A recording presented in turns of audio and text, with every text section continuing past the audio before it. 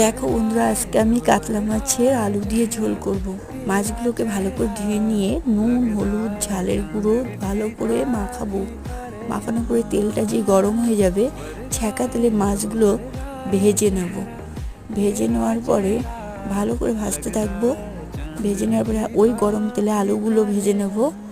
আলুগুলো ভেজে নিয়ে তোলার পরে ওই তেলে, গরম তেলে মশলা দিয়ে আদা, জিরে, ঝালের গুঁড়ো মশলাগুলো ভালো করে কষিয়ে নিয়ে নেওয়ার পরে আলুগুলো দিয়ে কষাবো। আলু দিয়ে কষতে থাকবো। ভালো করে কষিয়ে নিয়ে তারপরে একটুখানি জল দেব। দিয়ে এবার আলুগুলো কষে নিয়ে জল ঢেলে দিয়ে যেই ঝোলটা ফুটে উঠবে তখন আমি মাছগুলো ঢেলে দেবো। আমাদের কাতলা মাছের ঝোল তৈরি হয়ে গেল।